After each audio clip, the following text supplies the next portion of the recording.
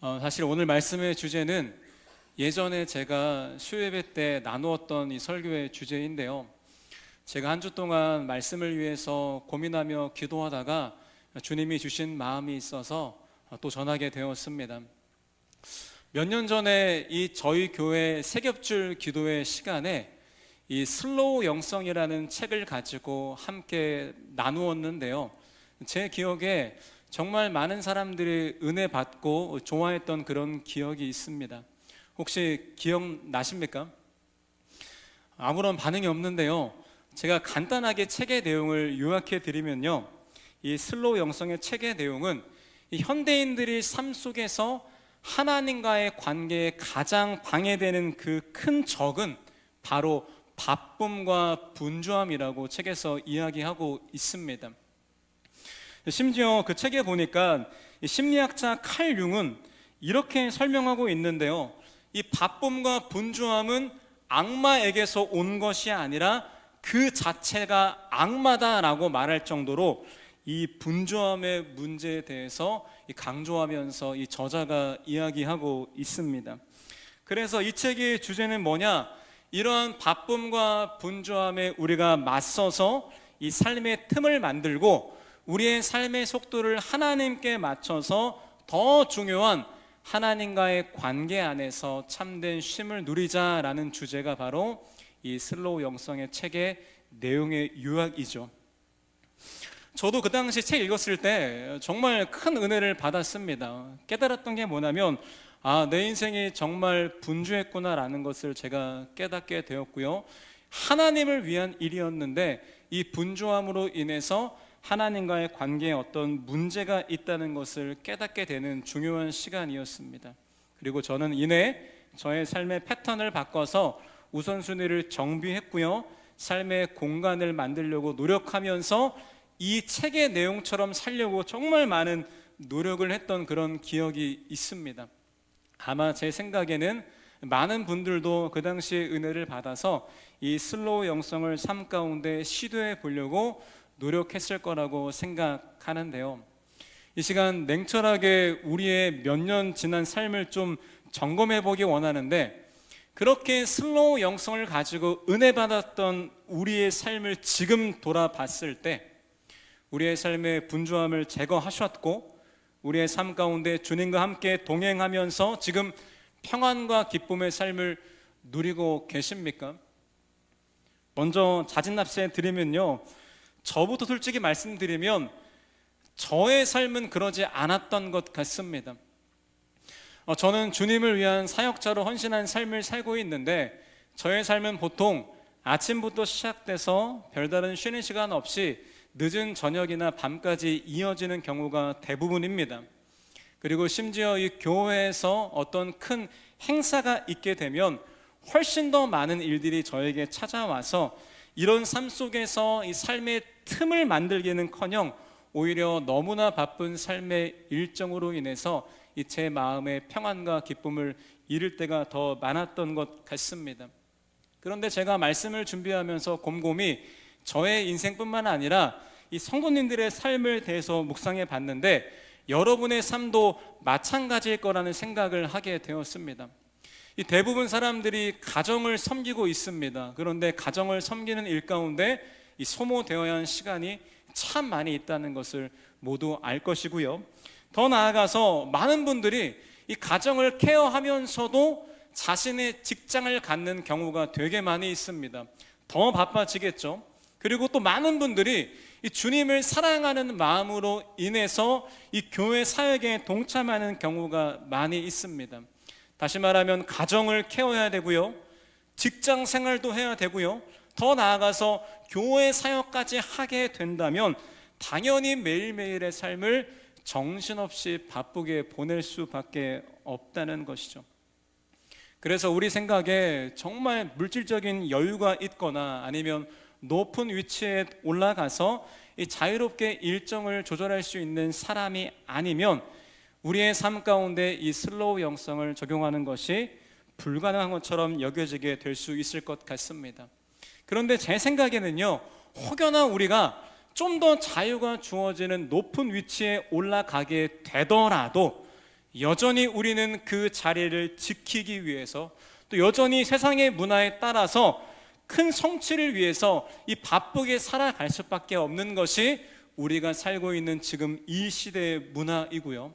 더 나아가서 우리가 지켜야 하는 가정과 일터와 이 교회 사역을 지키기 위해서는 어쩔 수 없이 책임감 때문이라도 바쁘게 살아갈 수밖에 없는 것이 우리의 삶의 모습이라고 저는 생각했습니다. 그렇게 여러 가지 바쁨에 대해 고민하다가 문득 저의 시선이 예수님을 향하게 되었는데요, 이 성경을 보니까 예수님의 삶을 봤을 때 너무나 바쁜 일정 속에서 살았던 것을 제가 보게 되었습니다. 적어도 저의 삶보다 훨씬 바빴다는 것을 보게 되고요, 제 생각에는 우리 중 어느 누구도 예수님보다 바쁜 삶을 살고 있다고 저는 생각하지 않습니다. 그런데 중요한 것은 예수님은 그렇게 바쁜 스케줄 속에서도 하나님의 속도에 맞춰서 하나님과 동행하는 삶을 살고 있고요, 그 바쁨 가운데서도 참된 쉼과 평안을 누리고 있는 것을 성경을 통해서 우리가 볼 수 있다는 거죠. 그리고 더 나아가서 예수님께서는 오늘 말씀을 통해서 이 바쁨에 치여 있는 우리들에게 예수님이 누리고 있는 이 평안과 쉼을 주기 원한다고 말씀하고 있다는 것입니다. 제가 말씀 묵상 가운데 마치 주님께서 저에게 이렇게 말씀하시는 음성이 들렸는데요, 나도 했는데 너도 할 수 있다. 나도 했는데 너도 할 수 있게 내가 도와줄게 라고 저의 마음에 말씀하시는 내적 음성이 들리기도 했습니다. 이 분주한 삶을 살고 있는 우리에게 이 참된 안식과 쉼으로 초대하는 예수님의 초대장의 내용이 오늘 읽었던 이 본문에 기록되어 있는데요, 이 초대장의 내용을 함께 나누면서 우리의 분주한 삶 속에서도 예수님이 주시는 참된 쉼을 누리는 방법을 우리가 함께 배우는 시간이 되었으면 좋겠습니다. 먼저 첫 번째 예수님의 초대장에 있는 내용인데요, 뭐라고 말씀하시냐? 내게로 오라라고 주님께서 말씀하고 있다는 것입니다. 이 내용은 본문 28절 상반부에 기록되어 있는데 이 말씀의 내용을 함께 같이 읽도록 하겠습니다. 시작. 수고하며 무거운 짐을 진 사람은 모두 내게로 오라. 주님의 초대장의 문구를 보니까 내게로 오라고 말씀하시는데 그 초대한 사람들의 대상이 기록되어 있습니다. 그 대상이 누구냐? 수고하며 무거운 짐을 진 모든 사람에게 내게로 오라고 예수님께서 초대하고 있다는 거죠. 우리가 이 말씀을 이해하기 위해서 이 단어의 원어의 의미를 좀 공부하면 좋을 것 같은데요, 먼저 이 수고하다라는 뜻은 언어로 보면 스스로 너무나 많은 일들을 하여 계속해서 피곤하여 지쳐있는 상태를 말하는 단어입니다. 너무나 공감되지 않습니까? 사람들을 만나다 보면 대부분 사람들이 거의 하루 종일 피곤에 쩔어 있는 것을 보게 됩니다. 그런 사람들의 모습이 바로 여기 나온 수고하며라는 단어의 뜻이라는 것이죠. 그리고 이어지는 무거운 짐을 진 사람이라는 표현이 있는데 이 표현을 원어로 보면 이런 의미를 가지고 있습니다. 타인에 의해서 무거운 짐을 진 채로 계속해서 지쳐 있는 사람들이 바로 무거운 짐을 진 사람들입니다. 외부의 환경과 외부의 고난과 어려움을 통해서 지고 있는 모든 짐을 바로 이렇게 표현할 수 있죠. 더 나아가서 이 단어는 인간 스스로 해결할 수 없는 수많은 염려와 걱정 그리고 죄의 문제를 포함한 단어가 바로 이 무거운 짐을 진 자라는 표현이라는 것입니다. 먼저 이 당시 예수님 말씀하셨던 이 시대적 상황을 함께 공부하기 원하는데, 이 말씀이 쓰였던 시기에 유대인들의 이 삶 가운데 원래 지어야 하는 인생의 짐이 똑같이 있었지만 이들에게는 추가적으로 부과된 인생의 짐이 있었습니다. 그 짐이 뭐냐면 바로 율법의 짐이었는데요, 이 당시 유대인 사람들은 이 전통과 율법에 대한 이 잘못된 이해 때문에 모든 율법 말씀을 하나하나 다 지켜야 한다는 의무와 책임감을 가지고 있는 그런 사람들이었습니다. 그러다가 다른 사람들 보이기에 이 율법을 지키지 않는 모습을 보이게 되면 많은 사람들의 정죄와 판단을 받는 자리에 있었기 때문에 이들이 지고 있는 율법의 짐은 생각보다 아주 큰 짐이었다는 것이죠. 그런데 말씀을 보다가 여기에 기록된 이 수고하고 무거운 짐을 진 사람들이 그들뿐만 아니라 우리의 삶에도 동일하게 느껴지게 되었는데요. 이 사람들을 만나다 보니까 정말 많은 사람들이 자신에게 감당되어진 인생의 짐을 지고 있는 것을 제가 보게 됩니다. 어떤 사람들은 반드시 해야만 하는 자신의 자리를 지키기 위해서 혹은 인간의 존재로서 해야만 하는 책임과 의무가 그 사람의 인생의 짐이 될 수도 있고요. 또 어떤 사람에게는 갑자기 찾아오는 시련과 고난이 인생의 짐처럼 여겨질 수도 있습니다. 그리고 어떤 사람은 자신의 욕망과 그 욕망이 이루어지지 않는 현실의 괴리감 속에서 그 현실의 짐을 지고 살아가는 사람들 또한 너무나 많이 있다는 것입니다. 그 상황 속에 제가 깨달은 것은 결국 모든 사람은 각자가 지고 있는 인생의 짐이 있다는 사실입니다. 그리고 더 중요한 것은요, 각자가 지고 있는 인생의 짐의 무게를 결코 비교할 수 없다는 것입니다. 왜냐하면 결국 나는 나의 짐밖에 질 수 없기 때문에 나에게는 나의 인생의 짐이 가장 힘들게 느껴질 수밖에 없다는 사실이죠. 그런데 거기다가 예수님 믿는 우리들의 삶 가운데는 추가적으로 몇 가지 인생의 짐이 더 지어지는 것을 보게 되는데요. 먼저는 나 하나만 신경 쓰기도 벅찬 우리들의 인생인데 예수님 믿게 되면 우리들의 마음 가운데 은근한 부담이 생깁니다. 어떤 부담이냐? 왠지 다른 사람을 챙겨야 할 것 같은 그런 부담감, 왠지 교회 공동체를 섬겨야 할 것 같은 부담감이 우리 안에 찾아오게 되는 거죠. 그래서 나의 시간과 에너지와 물질을 뭔가 섬겨야 된다는 부담의 짐이 우리 안에 지어지게 될 수 있다는 것입니다. 그리고 세상을 살아가면서 사람들은 우리를 통해서 예수님을 보게 되거든요. 그러다 보니까 혹여나 나의 실수적인 말과 행동을 통해서 사람들이 교회를 욕할까봐, 사람들이 예수님 욕할까봐 신경 쓰며 살아가는 이 불편함의 짐 또한 우리가 지게 될 수 있다는 것입니다.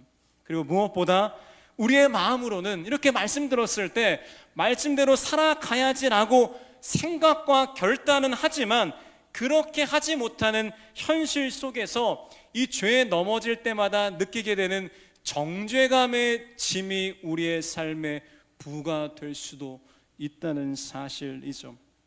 즉 우리는 지금 삶의 어떤 챕터에 있던 간에 상관없이 모두가 자신의 인생에 커다란 짐을 지고 살아가고 있다는 것입니다.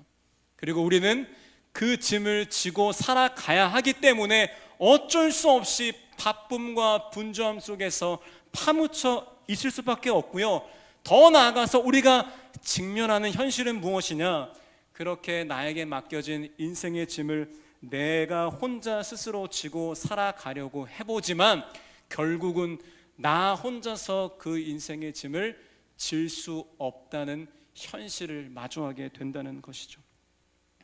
그런데 이렇게 인생에 수고하고 무거운 짐진 우리들에게 예수님께서 찾아오셔서 야, 왜 제대로 짐 못 지고 있어? 라고 혼내시는 것도 아니고요, 좀 더 잘 져봐 라고 우리에게 부담을 주시는 것도 아니고요, 오히려 예수님께서는 무거운 짐진 우리들에게 참된 쉼과 안식을 주고 싶다고 우리를 초청하고 있다는 사실입니다. 그래서 우리는 먼저 우리의 인생의 현실을 직면하셔야 됩니다. 우리의 인생에는 수고하고 무거운 짐이 있다. 그리고 나 스스로는 그 인생의 짐을 온전히 질 수 없다는 사실을 인정하셔야 됩니다. 그리고 그 무거운 인생의 짐에 눌려서 힘들어하는 것이 아니라 무거운 짐을 진 우리에게 지금 내게로 오라라고 말씀하신 주님의 초청 앞에 네, 제가 주님께 나아가겠습니다 라고 반응하는 결단의 고백을 주님께 드려야 할 것 같습니다. 오늘 우리 모두를 초대하시는 주님의 초대 앞에 반응하며 주님께 나아가는 시간이 되기를 진심으로 축복합니다. 다음으로 두 번째 초대장의 내용인데요, 주님께서 이렇게 말씀하십니다. 내가 너희를 쉬게 하겠다. 내가 너희를 쉬게 하겠다. 그 사실이 28절 중반부에 기록되어 있는데요, 우리 함께 같이 읽도록 하겠습니다. 시작. 내가 너희를 쉬게 하겠다. 아멘. 예수님께서는 우리들을 초대하신 다음에 거기서 멈추는 것이 아니라 우리에게 쉬게 해주겠다고 말씀하고 있습니다. 그런데 지금까지 말했던 것이 우리의 삶은 쉴 수 없는 바쁜 현실의 삶이 있는데 도대체 이 바쁜 현실 속에서 어떻게 우리에게 쉼을 주겠다고 주님께서 말씀하시는 것일까요? 이 질문에 답을 하기 전에 먼저 한 가지 질문을 더 해야 될 것 같은데요, 우리는 먼저 인간에게 도대체 어떤 것이 진정한 쉼과 휴식인지에 대해서 질문할 필요가 있다 생각합니다. 이 보통 사람들이 생각하는 쉼과 휴식을 생각해 보면 보통 이런 상상을 하죠.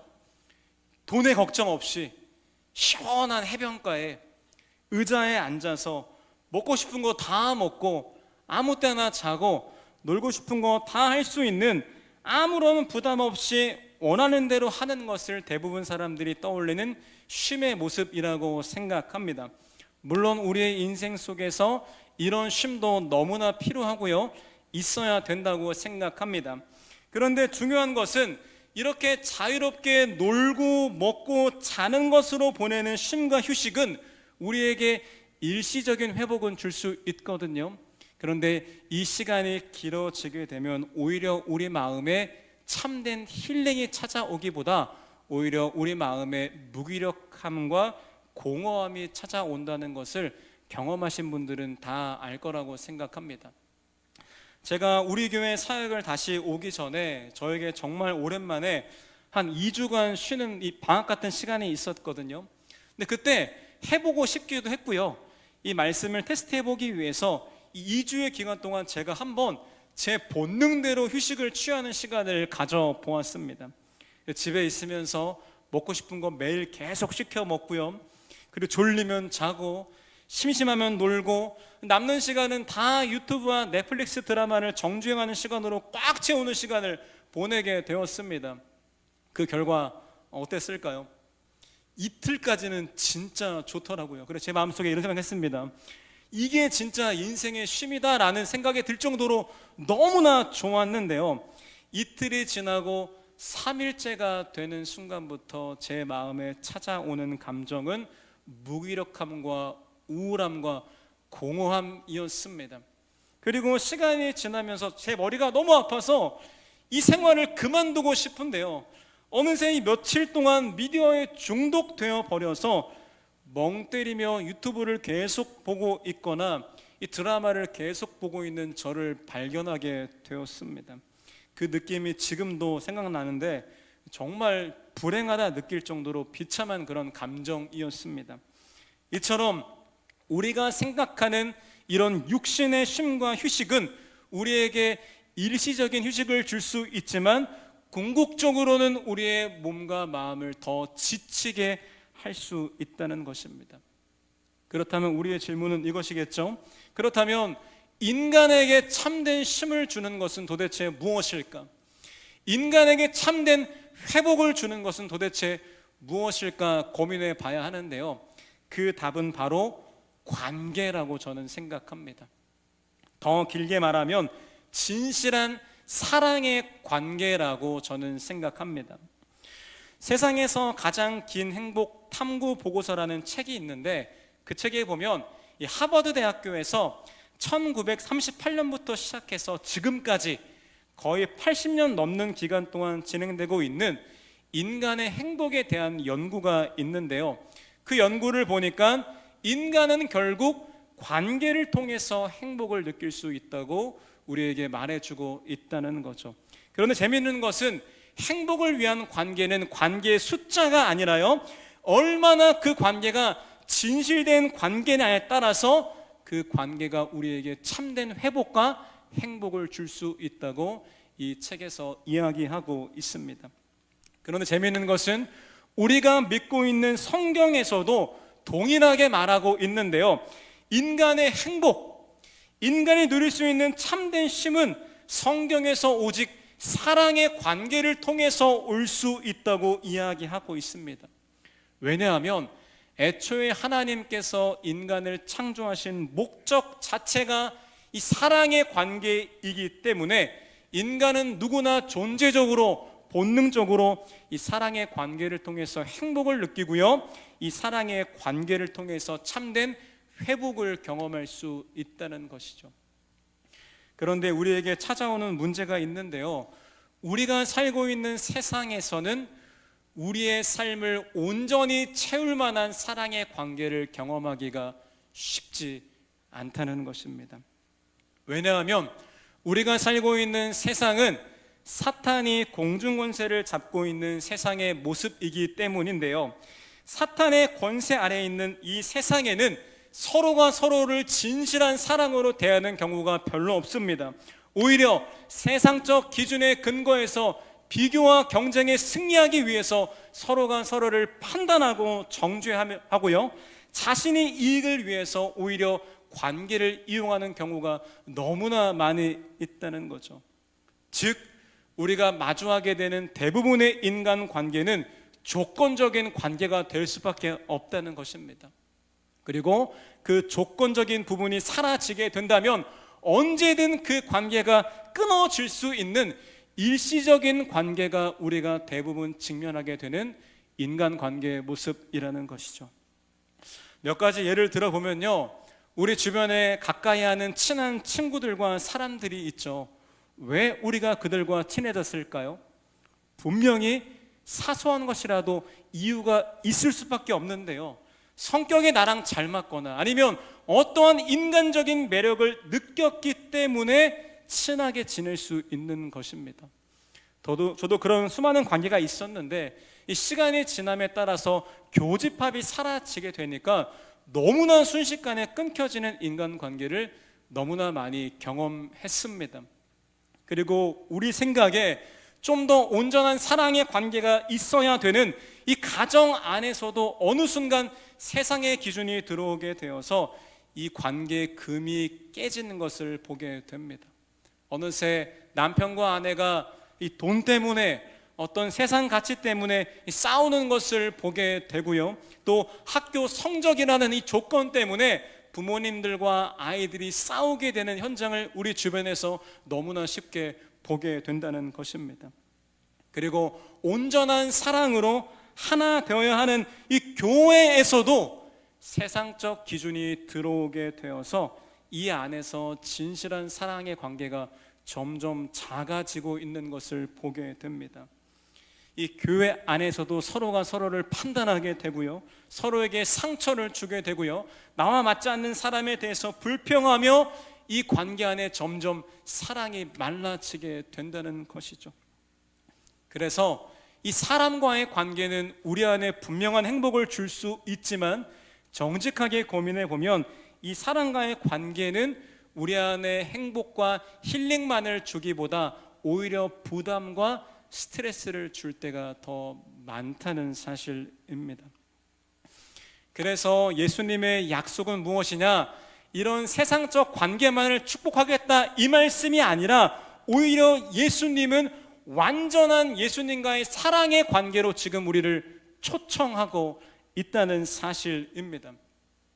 그렇다면 예수님과 우리의 관계는 어떤 관계의 모습입니까? 세상에서는 우리의 어떤 조건을 보고 이 사랑의 깊이를 결정하게 되는데요, 예수님은 우리를 볼 때 어떤 조건도 없이, 우리의 어떠함도 상관없이 우리가 죄인 되었을 때부터 우리에게 먼저 찾아오셔서 우리를 사랑하신다고 말씀하고 있습니다. 연약한 우리는 이 사랑에 확신하지 못해서 항상 마음이 흔들리게 되는데, 이런 우리를 위해서 예수님께서는 우리를 위해 십자가에서 죽으시고 부활하심을 통해서 우리를 향한 주님의 사랑을 확증해 주셨다는 사실입니다. 더 나아가서 예수님께서는 우리가 감당할 수 없는 우리 인생의 죄와 죽음의 짐을 대신 짊어지시고 십자가에서 죽으심으로 다 해결해 주셨고요. 더 나아가서 우리가 살아야 하는 말씀에 순종하는 삶을 예수님이 대신 살아주심을 통해서 우리가 하나님 앞에서 존재 자체로 있는 모습 그대로 사랑받는 하나님의 자녀로 우리를 불러주셨다는 사실입니다. 더 큰 은혜는 이 예수님의 사랑이, 우리를 향한 예수님의 사랑이 어떤 상황에도 끊겨지지 않는다고 말씀에서 우리에게 선언하고 있다는 사실이죠. 그 사실이 로마서 8장 38절 39절 말씀인데요, 우리 함께 같이 읽도록 하겠습니다. 시작.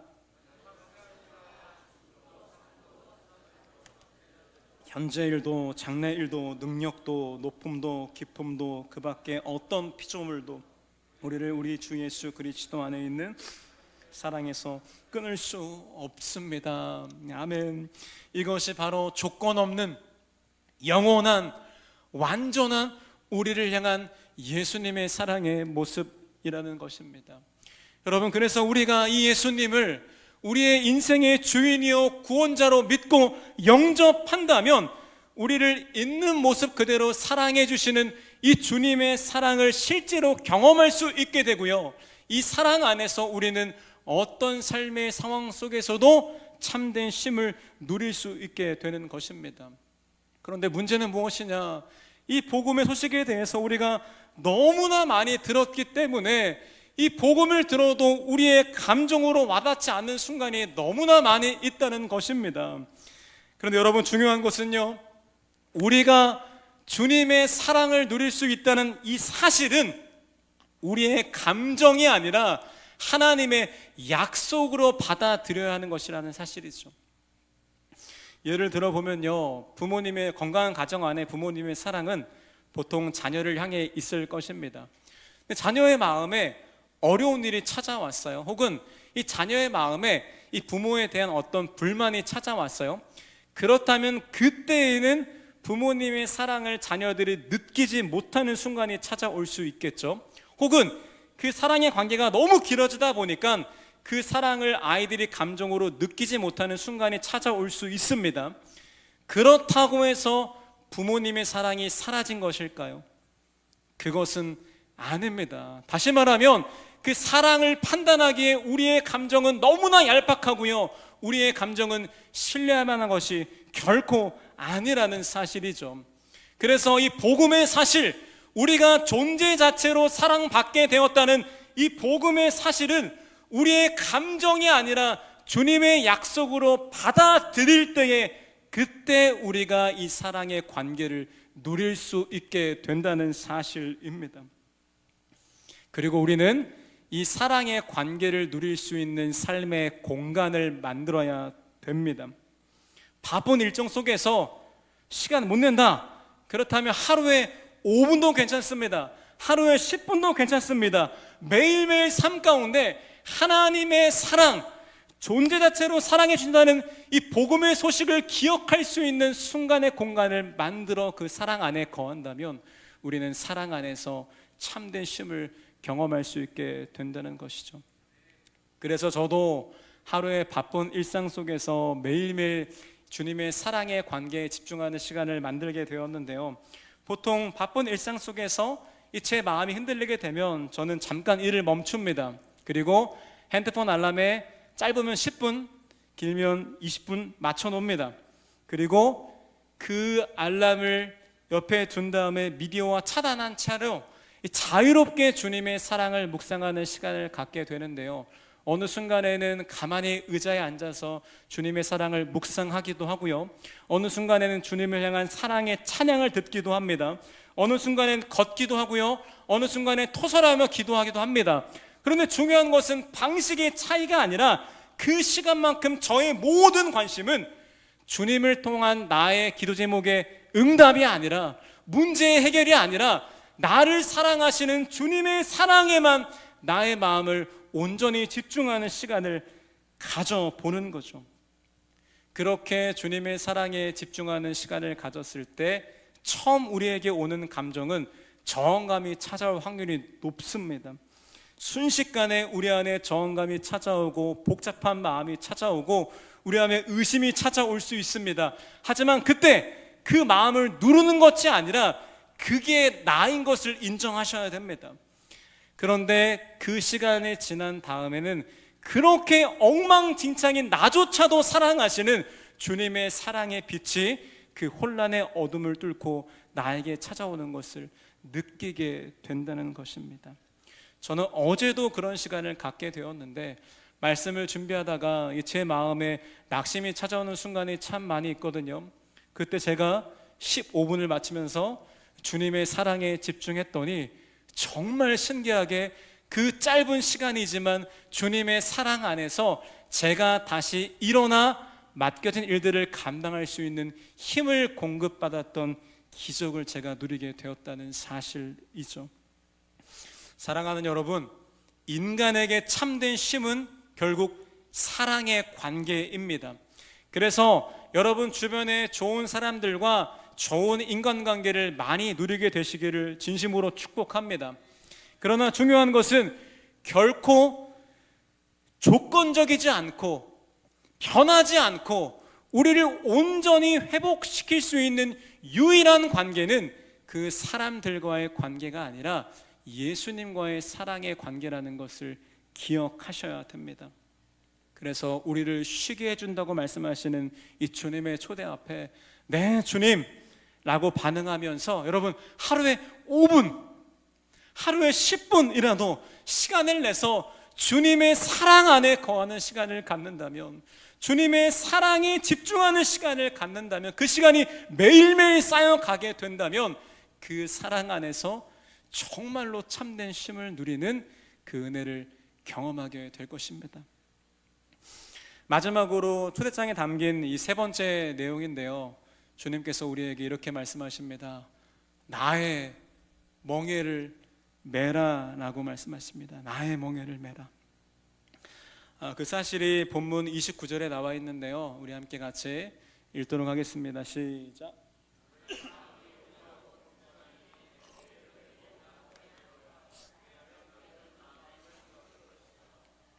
아멘. 주님께서는 우리의 인생의 짐을 치워주신 다음에 우리에게 참된 쉼을 주신 다음에 이상한 게 다음 단계로 우리에게 멍에를 준다고 말하고 있거든요. 그런데 이 멍에란 단어를 헬라어로 보니까 이 주고스라는 단어를 쓰고 있는데 이 멍에의 의미는 버거운 짐, 기독교로 표현하면 우리가 지어야 할 사명을 표현하는 단어가 바로 이 주고스입니다. 즉 주님께서는 참된 쉼을 주신 다음에 거기에 멈춰있게 하시는 것이 아니라 우리에게 다시 사명의 버거운 짐을 지라고 말씀하고 있다는 것이죠. 좀 이상하지 않습니까? 겨우 우리 인생의 무거운 짐을 대신 져준다 말씀하셨고 드디어 우리가 좋아하는 참된 쉼을 주긴 주셨는데 왜 굳이 이후에 주님께서 우리에게 또 다른 짐, 이 사명의 짐을 우리에게 주기 원하실까요? 제가 확신하는 것은 주님이 우리에게 사명을 주기 원하는 이유는요, 우리의 행복 때문이라고 저는 생각합니다. 저는 인간에 대해서 많이 고민해 보는데요, 이 성경을 보니까 하나님께서 인간에게 주신 존재의 특징이 두 가지가 있는 것을 보게 됩니다. 이 첫 번째는 무엇이냐? 인간은 결국 사랑의 관계를 통해서 행복을 느낄 수 있다는 것이 사실인데요, 중요한 것은 사랑의 관계는 있지만 내 인생에 아무런 목적과 살아갈 이유와 뭔가 해야 될 일이 없다면 그 사람은 결코 행복할 수 없다는 거죠. 즉 인간은 사랑의 관계가 있어야 되고요, 그 다음 이어서 삶의 목적, 삶의 이유, 즉 이 살아야 하는 사명이 있을 때, 그 사명을 성취해 나갈 때 비로소 행복을 느끼는 게 인간의 존재의 특징이라는 사실입니다. 그래서 하나님께서는 인생의 무거운 짐을 치워버리시고 대신 우리의 삶을 더 가치 있고 행복하게 만들어줄 수 있는 이 사명의 짐을 우리에게 새롭게 지어주기 원하신다는 것이죠. 그런데 주님께서 우리에게 이 사명을 주시는 마음이 우리의 행복 때문인 것은 알겠는데, 말씀을 들어서 사실 이 사명을 감당하는 우리의 마음을 본다면 우리의 마음 가운데는 솔직히 기쁨보다는 왠지 모를 부담과 저항감이 더 많지 않으십니까? 저도 사명 따라가는 사역자의 길을 가고 있는데 부족하지만 제 마음 가운데 느껴지는 순간이 되게 많습니다. 어떤 순간에는 주님, 제 능력은 이것밖에 안 되는데 이 짐이 너무 큰 것 같은데요.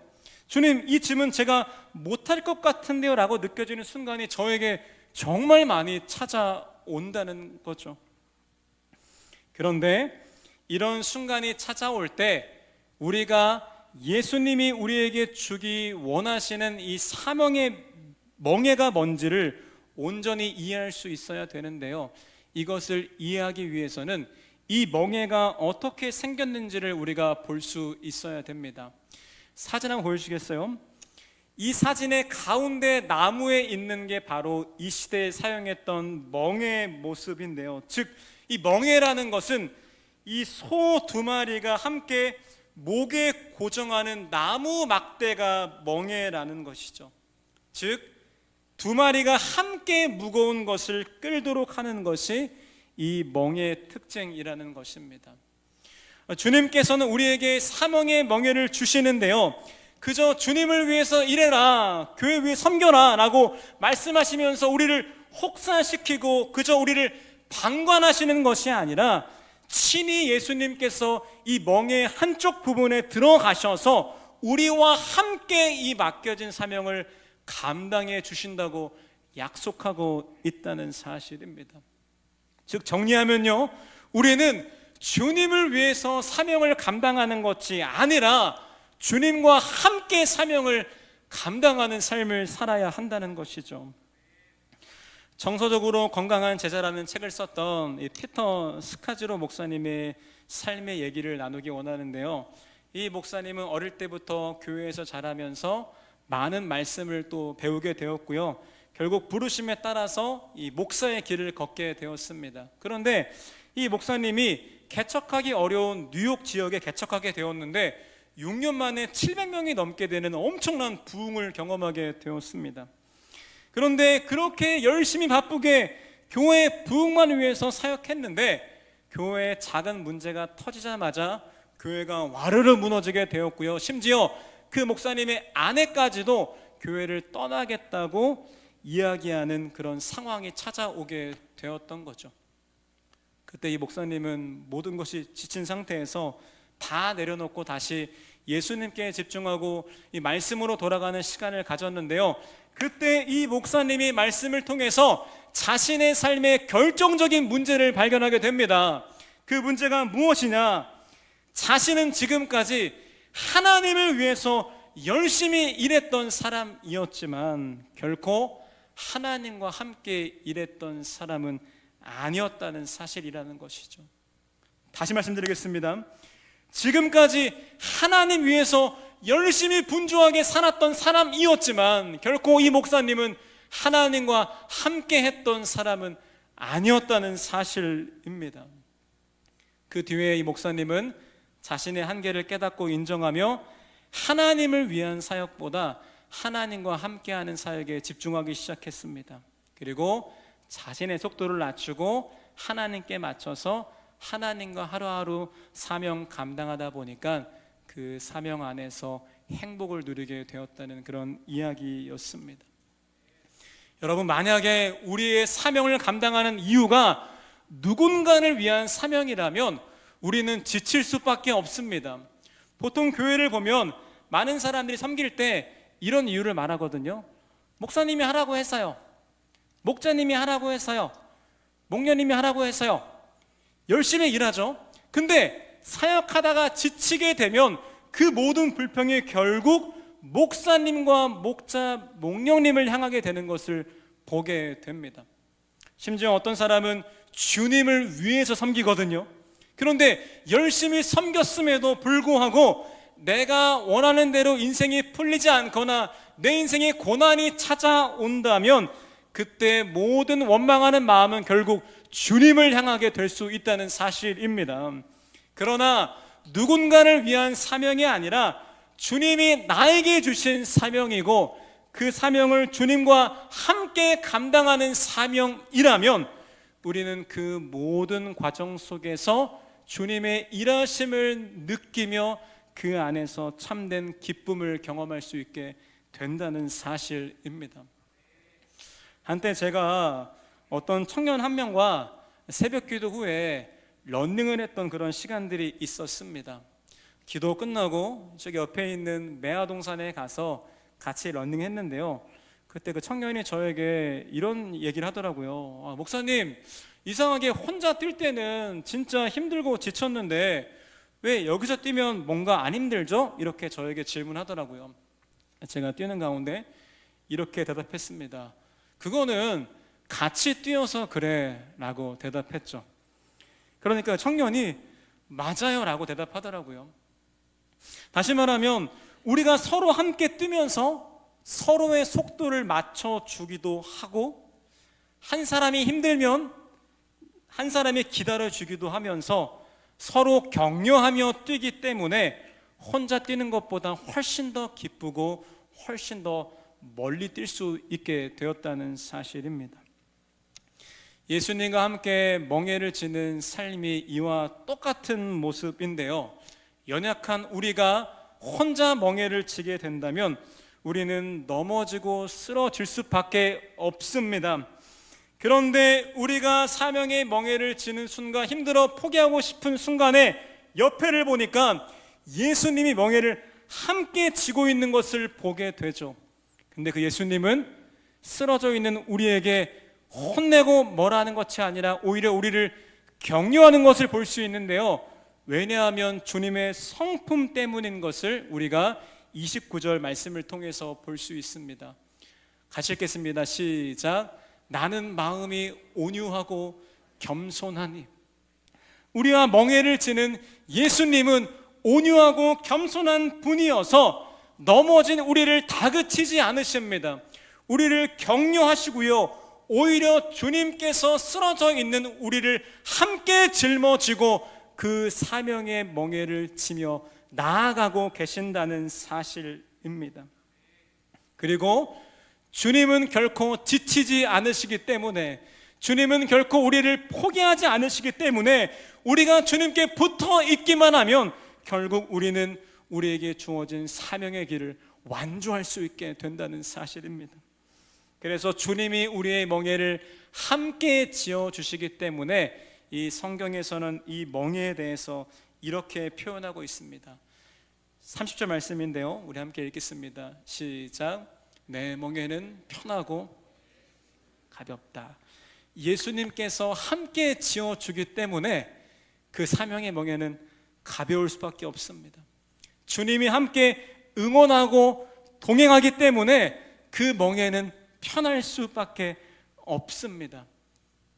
여러분, 그래서 혹시나 우리가 이 사역 가운데 지친 순간이 찾아올 때면, 아무런 마음의 기쁨이 없고 이 사명을 놓고 싶은 상황에 찾아온다면, 여러분, 그때는 그 사명을 버려야 할 때가 아니라 오히려 내 옆에 멍에를 함께 지시는 예수님을 바라볼 때라는 것입니다. 그렇게 내 욕심에 따라 급해진 내 속도를 낮추고 주님의 속도에 맞춰서 함께 멍에를 지며 걸어가야 할 때라는 것을 꼭 기억하셔야 됩니다. 사랑하는 여러분, 주님을 위한 멍에를 지지 마십시오. 주님을 위한 사명의 삶을 살아가지 마십시오. 그게 아니라 주님과 함께 그 사명의 멍에를 지시길 부탁드리겠습니다. 주님과 함께 멍에를 질 때 그 짐은 더 이상 우리의 삶을 누르는 짐이 아니라 함께 쉼을 누리며 기쁨으로 나아가는, 우리를 더 행복하게 만들어주는 이 사명의 멍에가 될 것을 믿음으로 선포합니다. 결론의 말씀 드리겠습니다. 사랑하는 여러분, 우리의 삶은 어쩔 수 없이 수많은 무거운 인생의 짐을 지며 살아갈 수밖에 없습니다. 인생의 어떤 챕터가 찾아오더라도 우리의 삶의 인생의 짐은 우리를 누를 수밖에 없다는 사실이죠. 그리고 우리는 그 인생의 짐을 감당하기 위해서 바쁘고 분주한 삶을 살아갈 수밖에 없는데요, 그런 우리의 삶 가운데 주님이 찾아오셔서 이렇게 말씀하고 있습니다. 내게로 오라, 내가 너희를 쉬게 하겠다. 주님께서 우리를 지금 초청하고 계신데요, 이 초청하는 고백에 우리가 네 라고 반응하는 시간이 되었으면 좋겠습니다. 그리고 부탁드리는 것은요, 반응만 하고 끝나는 게 아니라 이후에 우리 삶 가운데 5분만이라도 10분만이라도 그 주님의 사랑을 묵상하는 시간을 반드시 만드셔야 됩니다. 그 사랑 안에서 우리는 참된 회복을 경험할 수 있을 것입니다. 그리고 마지막으로 주님께서 결국 우리를 사명의 삶으로 인도해 가시는데요, 주님을 위한 사명은 지칠 수 있습니다. 하지만 주님과 함께하는 사명은 오히려 그 모든 여정 속에서 주님의 은혜를 경험할 수 있는 축복의 시간이 될 수 있다는 것을 꼭 기억하셔야 됩니다. 그렇게 주님과 함께 사명을 지고 주님의 속도에 맞춰서 우리의 삶을 주님과 함께 살아갈 때 우리의 삶의 모든 순간 가운데 일하실 주님을 경험하시기를 부탁드리겠습니다. 이 시간 말씀을 기억하며 찬양했으면 좋겠는데요, 여러분, 참된 심은 주님의 사랑 안에 거해야 됩니다. 이 시간 수고하고 무거운 우리의 인생의 짐을 주님께 다 맡겨드리시고요, 온전한 주님의 사랑 안에 머물기로 결단하면서 이 찬양 함께 고백드리겠습니다.